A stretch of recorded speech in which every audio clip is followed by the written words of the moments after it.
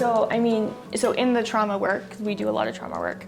I see some really fascinating things with clients who are holding trauma in their bodies, right? And we use the whole care team approach, naturopathy, doctors, massage therapists, kind of the whole gamut.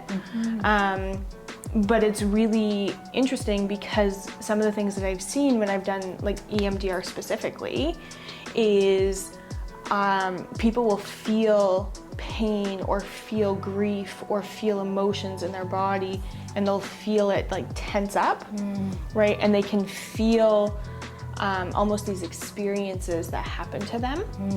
And then as we process through it, they actually can feel those pains and those emotions disappear. And it's really fascinating. I've had several people over the years who have experienced pain in limbs or in their core because that's where they experienced the physical trauma. And when we do EMDR and we do it specifically focusing on that traumatic incident and the location in their body, the pain has disappeared, right? And so some of the treatments that they've had to use afterwards or that they had to use prior, actually they don't have to use anymore because the pain's completely gone. Amazing. Right? I don't know if the inflammation's gone, but the pain's gone, right? And so it's really quite incredible when we can get them stable enough to be able to do that work. And I think it takes a whole team to get them to that point more often than not. But in that process, the importance of making sure that their body is as regulated and healthy as it can be to be able to tolerate going back and working through that trauma. It's pretty incredible. And your pain perception is different, right? And I think that's where it's usually heightened when, if you're feeling a low mood or what have you. And so helping you to process the event, in essence, changes how the brain perceives pain. Right. Can you tell me a little bit more about that? How it changes when you process through things, how the pain changes? Well, goes into very wordy words. I've heard that when you bring up a memory, you're experiencing the memory. Yeah. But then when you bring it up a second time, you're bringing up the experience of you bringing up the memory. So every time you recall it, you're kind of changing your association a little bit. I don't know how true or not that's been. I don't know if you guys can speak into that. Is that plausible? Is that? I think it depends on what it is. I think it depends on how complex the incident is or was. And I think there's a lot of factors around individual resiliency, distress tolerance, and kind of self-awareness, emotional self-awareness. Because I think one of the challenges that people run into is when they're thinking about that incident again, do they get sucked back into it so it's a flashback and they're re-experiencing it, or are they able to remember it from a distance? Right, interesting. Right, if they're able to remember it from a distance, yes, it could become less distressing. Sure. But if you get sucked back into it as in like a full physiological, mental, emotional flashback, It's not helpful. It's not helpful because you're not processing, you're stuck. Right. Right? So I think it depends. I think there's a lot of factors that determine whether or not that would be. If they're able to externalize it, or if it's, okay. Right. So I think resiliency is a huge piece of that though. Yeah. Right, and just building that. I think a big takeaway from this kind of piece here is I remember the light bulb moment when I realized that my physical experience was also tied to my internal world. And I think that just feeling pain, but realizing that, oh man, there's also internal reasons why that is the case. Physical pain is not just an experience of external forces poking in, right? And that was a huge light bulb moment for me. And so even as simple as things like headache being tied to stress. I used to think headaches were just random. And then as I got older and took on more stress in life, realizing, if I've been stressed for 2 days, I start to get a headache for 4. And that's instead of realizing the stress and then doing something about it. It's usually it pokes up in my body, and then I have to be like, oh, I didn't realize how stressed I was. Okay, let me deal with the actual stress. So I imagine that the light bulb moment for a lot of people is they realize, oh wow, some of these physical experiences that I'm experiencing are tied to other things like the basic building blocks of nutrition and sleep and exercise, and what are the experiences I've gone through, and how have I or not like learned to process those things. Very good, very good. Well, I noticed recently, so I decided to start doing yoga recently, and I've noticed the days that I go to the studio, my stress dramatically decreases. My anxiety decreases, my stress decreases, my body feels calm. I sleep like a log after. It's great. But I've recognized the days that I go versus the days I don't, and the impact that it has positively on my mental health, right? And I think mental health is one of those things where we have this negative association with mental health, right? Mental health is this negative thing, but I think everybody has mental health in the sense of we just have to take care of our like our mental space, right? It's actually a very neutral thing, but it's gotten a bad rap. And so one of the ways that I can take care of my mental health actually is to go to yoga, and that's just one of the things that works for me, but to go to yoga every day or you know, multiple times a week, because I notice a distinct difference physiologically for myself, right? Drinking enough water.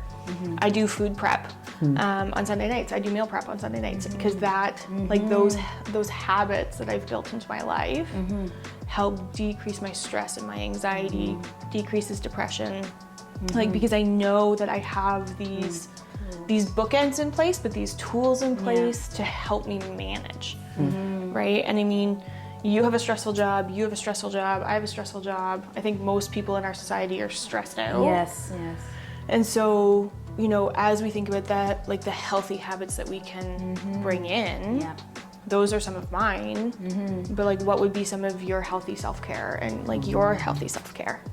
Well, mine is knitting. Oh. So anything involved with the wool, yarn, you know, I knit, I crochet, I do all of those things. I even make yarn.